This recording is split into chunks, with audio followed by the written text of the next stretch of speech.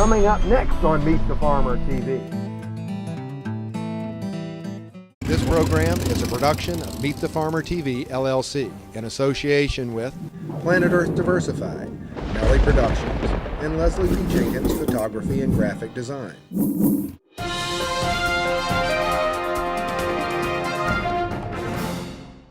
If consumers truly do want to shoulder some of the responsibility for the food that they eat and serve their family, they need to extend that responsibility all the way to the farm. Let people bring their awareness about that the food they get at the grocery store and the food that they take for granted every day, that they can, where it comes from. And it does come from here, local farms, local producers, and that we need agriculture to be a part of every community. Well, one of the ways you save a farm is to make sure they're so economically viable and strong that anyone will be a fool to sell the farm. Well, that definitely hasn't been the case over the last 30 years. You've seen more and more farms being sold to development and higher use values.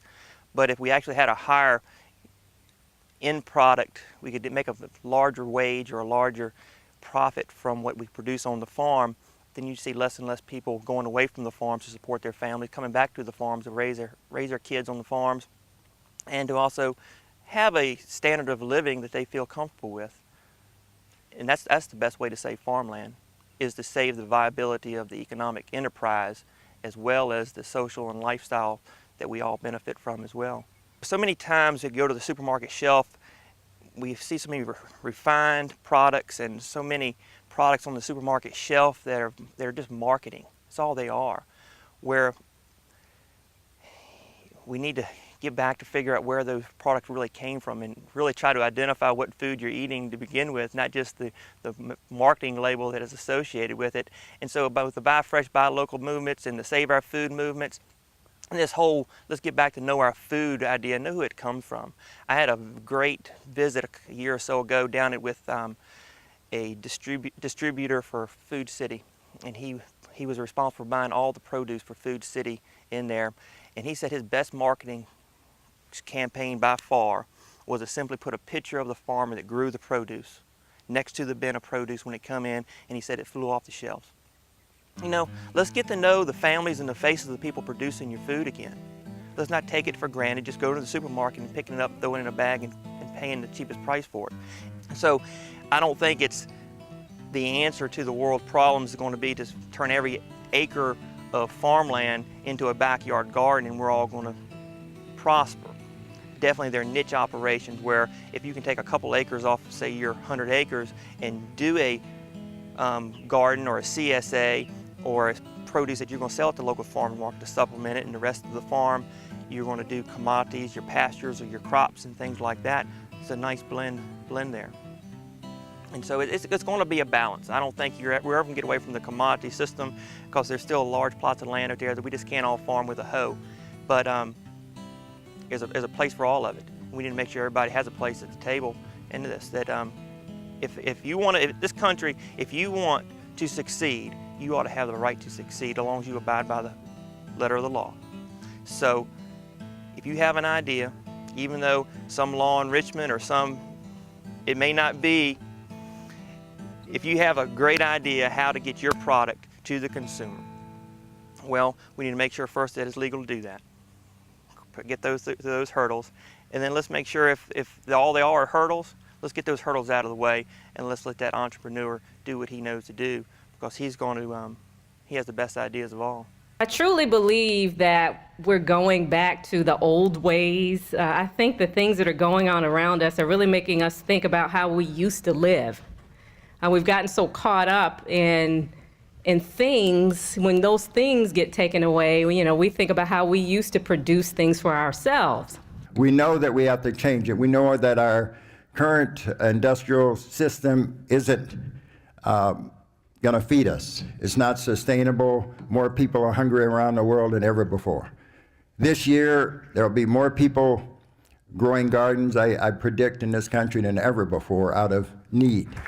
But there's a lot of folks in our country and around the world that can't access the kind of meal that we've had tonight. And it's really our responsibility to make sure that everybody in this country and everybody around the world, that should be our goal. And I think it's possible. to make sure everybody can have a meal like we had today, but have a meal like this every day. Because that's the way I grew up. When I grew up, we ate like that every day, and that's possible. And we're making that possible inside inner cities, where there's a lot of problems around food access. There's food redlining, where there are no grocery stores because grocery stores don't want to come in to inner city areas. They don't understand the economics, and there are other issues of fear and discrimination around the food system. So we need to come up with ways of getting that healthy food. We have a design system, okay? Permaculture design system is based on ethics, and it's an ethically based design system. I said in the beginning, we are already designers, and our agriculture is designed with certain goals in mind, okay? It's not designed to be sustainable, but it is designed to maximize output and efficiency and profit. It does those things fairly well, okay? We need to reevaluate. We need to accept the feedback loops that are coming towards us, and we need to learn how to design sustainable systems. And the way we can do that is with an ethical foundation. The first ethic in permaculture is care for the earth, okay? We have the earth as Gaia, as a sustainable system, as a self-managing organism, okay? 5 billion years, it's running fine on its own. It's evolving, becoming ever more complex.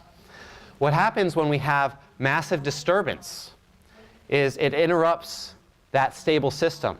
The burden falls back to the intervener. It's called the burden of the intervener.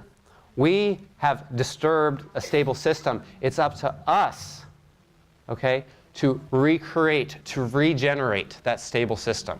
Ultimately, what all of this is about is producing a good, wholesome product that has great taste, is local, is fresh, and is basically what people are looking for, good quality, nutrient-dense foods.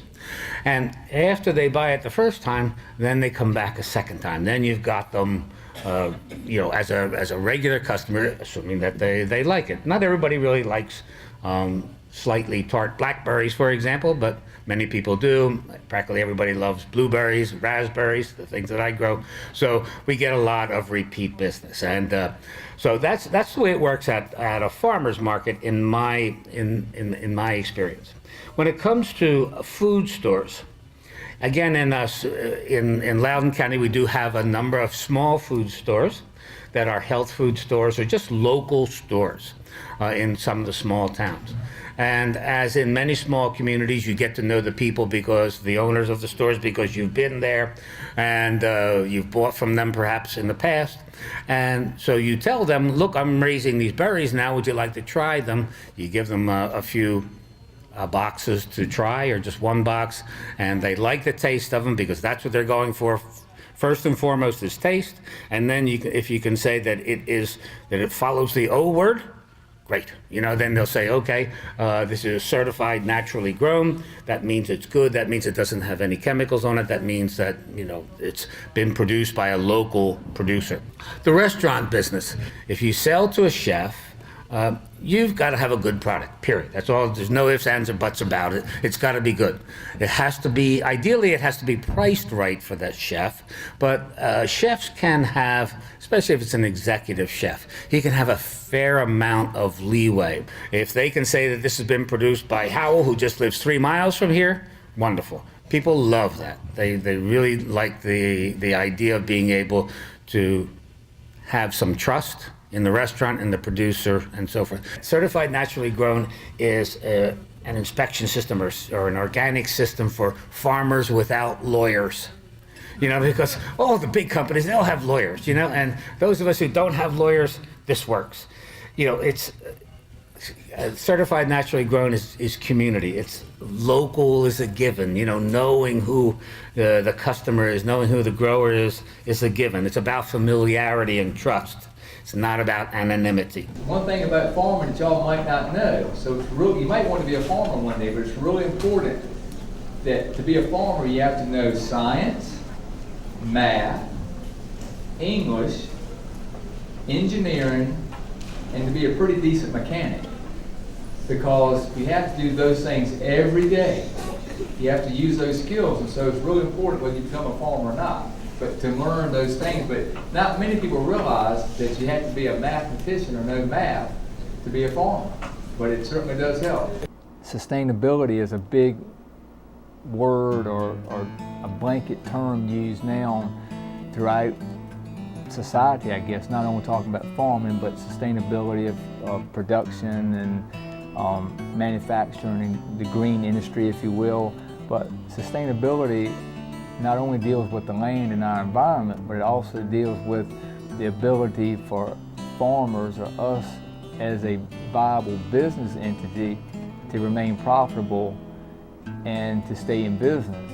That sustainability is a twofold, has a twofold definition, and we hear a fair number of people when they come to purchase something at our farm market will say, well, you know, I can buy that for 25 cents cheaper or 50 cents cheaper in the grocery store, right? Food Line, Farm Fresh, U-Crops, Kroger, whatever. And I'd say, yes, you're exactly right. But chances are that wasn't picked yesterday or it wasn't picked this morning. And so therefore that goes back to, you know, a lot of our prices are reasonable, but we need to make a profit to be sustainable. And I have 2 children and 2 nephews, and I hope at least one of them will like to continue farming, but we have to have a profitable business that not many people will maintain a business and continue in a business just to break even. The thing that is important about the small farm situation is that we being small farmers aren't part of agribusiness, and we would like to have a venue where we can sell, and the farmers market is perfect for that. A lot of people aren't satisfied with what they buy at the supermarket, so they'd like to buy from the farmer they trust. I grow what I have here on my stand, and I bring it here and I sell it to you, the final consumer. So this is what we call relationship marketing. And whereas when you go to a supermarket, you don't know where that food came from. It's very important that we get the message across that small farmers are not big farmers. They shouldn't be under the same regulatory scheme as the big farmers. It's not just about supporting our local economy and supporting our local farmers, but it's also about making those connections and using this sort of new infrastructure as a relationship building tool and a community building tool, and, you know, supporting one another kind of all together. Having the garden not only provides healthy food, but it also provides an outdoor activity, a way to connect with nature, and of course, as you see today, a way to engage your community. What else is important to me by having the garden, and I think I mentioned a few moments ago about having cooking classes, I think that that's something that's really important for our young people too. A lot of people have grown up with 2 working parents. A lot of times dinner time has become fast food, and unfortunately it's just a fact of our culture, and I think a lot of our food traditions and the way that we cook and prepare food have been lost. So I certainly hope that we can, at least and on a small level, pass along some food heritage traditions for these people. There's a lot of people that are very concerned about where their food comes from. There's so many stories out there. They hear about the recalls. They hear about food from China.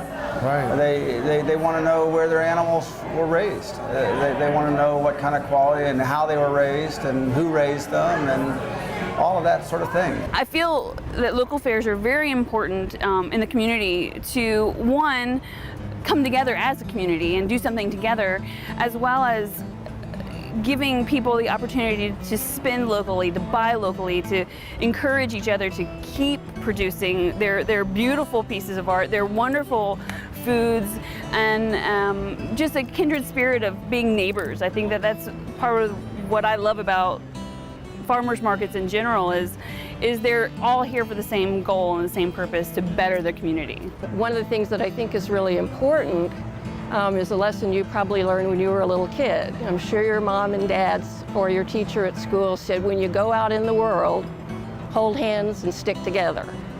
And I think particularly in this economy, we need to be holding hands and sticking together. So that's part of the reason I'm here, is I want to do anything I can to help my community. I just wish that more people would realize that they need to cook in order to feed their family nutritious food. It's easier and cheaper to cook it than it is to buy it in the store. Now, I can make a cake in probably 10 minutes, and that includes getting the mixer out and washing it. Mm-hmm. Well, by the time you've gone to the grocery store and bought the cake and made sure you know, it takes the same time. And then you have all that stress of driving and the traffic and a huge carbon footprint. Not only that, you have ingredients in it that you have not chosen yourself. Not something that your grandmother would have as a list of from the root cellar or from the pantry. No, but some things you can't even pronounce or spell. So that's why I think that preparing your food is so important to the health of our nation. But what's more, I believe that the old adage of people who eat together stay together. Mm. Ron and I eat together every evening. I pack his lunch every day. I can't tell you how much money that saves. Mm. But the companionship and the doing it together is wonderful. There's always something in the kitchen that children can do. Well, that's pretty amazing. Take the time to show them how to do it. Because they like to do things, and they like to be helpful.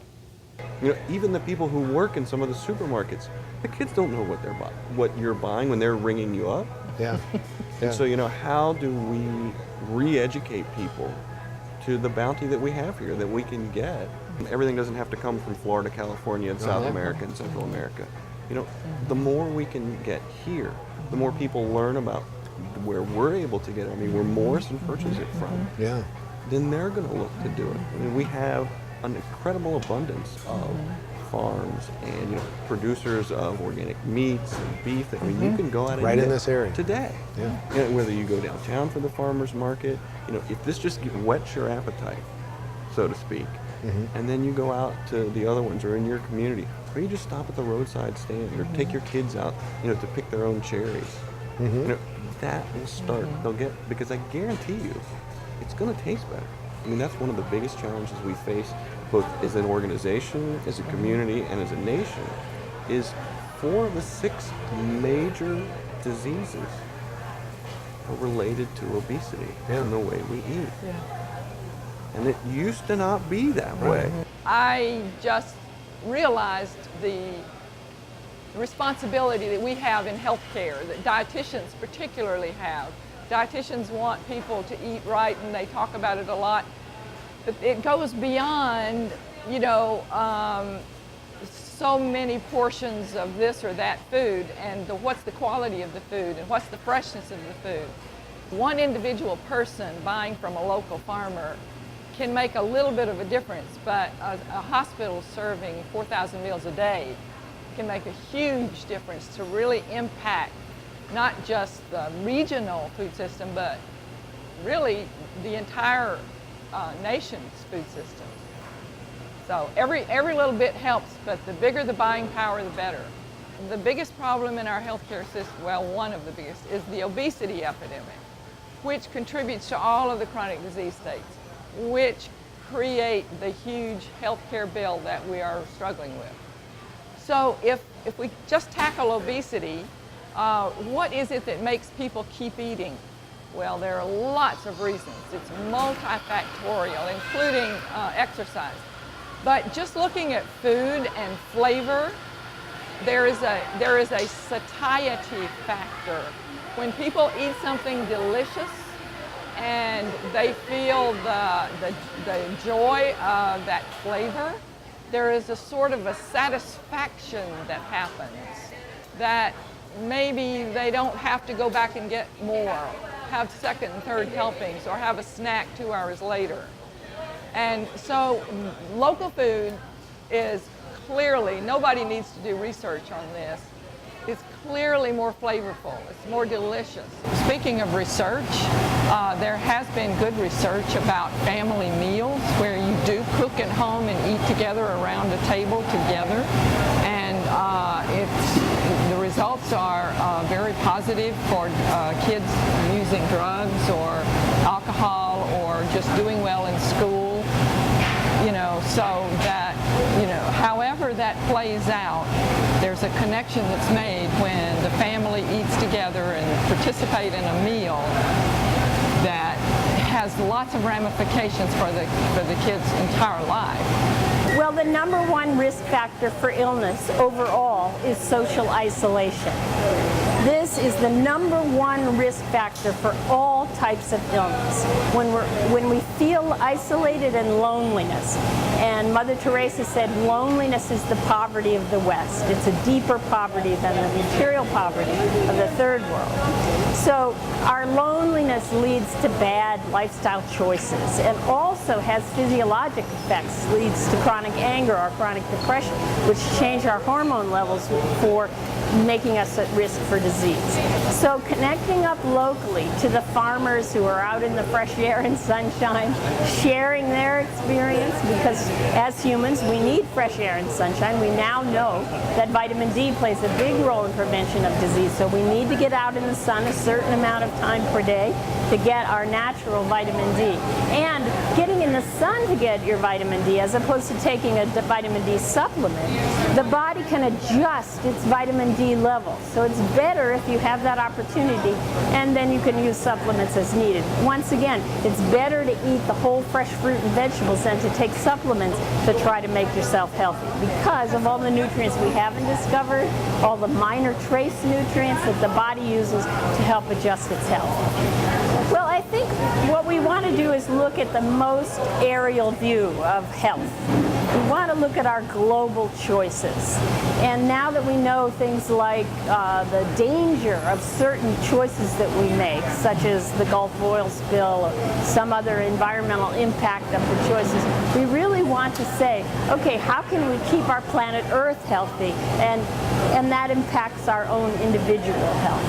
And so we need to pay attention to our farmers, to encourage them to grow organic, to have that connection of community for our own safety, because love heals. Love heals. It helps prevention and it helps cure. And this is really about making the human journey, which we're all on together, and our human Earth planet, we're all on together, full of love. And it can be. Every time we buy a particular food, we vote for more of that. Now, it's not as if the industry of food in this country is trying to deceive us, maybe sometimes, but they want to supply us what we will buy. So we as consumers need to educate ourselves about what's right to purchase. And then we vote every time we buy that, we get more of that. So we want to make the effort to buy organic because it's so important for our planet. It's so important for our own individual health. The food is more healthy. The environment is more healthy. We keep ourselves safe if we make the effort to purchase local organic food. It's like anything. Whatever we purchase is going to be more encouraged to be done. And so when we make the effort to purchase these organic foods, the farmers will be empowered to do this. It's difficult now for many of them to go through the effort of organic. But if they know they're going to sell their produce, if they're going to sell what they're doing, then they'll be encouraged and supported to make the effort to do this. And this is very important for our planet, for our personal health, for the safety of our children. We have in this country an epidemic of heart disease. Half of all Americans die from heart-related illnesses. Half of all Americans. It's more than all of the diseases combined. This was not true 100 years ago. In the beginning of the 1900s, it was very rare to have a heart attack. And so it's our lifestyle choices that we've been making over time that have contributed to the problem. So what we need now is to pay attention to those factors factors that have contributed to this epidemic. And we can, and I want to assure you, we can eliminate 95% of heart disease from our country. So much suffering could be eliminated by a vegan diet. This is the diet that helps prevent and reverse heart disease. We know this clearly now. And the second is cancers. We have an epidemic of cancers. Certain cancers are much more common. Breast cancer, prostate cancer, much more common even in young people. We can help prevent and reverse these diseases by a vegan diet. And this has been shown. And diabetes, our fastest growing epidemic, has been shown scientifically to be reversed in about 6 weeks on a vegan diet. Type 2 diabetes can be reversed in about 6 weeks. So we can eliminate the diabetes epidemic by changing our food choices. And it begins, the really exciting thing is it begins in a few days. You can feel the difference. So it's worth a try. Just try it for a week or two and see how you feel, because generally you can feel the difference. Everything in your body starts to self-correct. And it's not just quantity of life, it's quality of life we're talking about. The vegan diet, it consists of the new 4 food groups: whole fresh fruit, whole fresh vegetables, whole grains, and beans, modest amounts of nuts and seeds, raw. And so that's the new 4 food groups that make up the healthy vegan diet. It eliminates all meats, including eggs and fish. It eliminates all dairy products. We now know scientifically what's optimum for the human body. We're 95.5% genetically identical with gorillas. And if you met a gorilla in a dark alley, you wouldn't take time to say, but where did you get your protein? Sure you don't need some fish? They're all vegetarian, vegan. And so this is the optimum diet for our structure.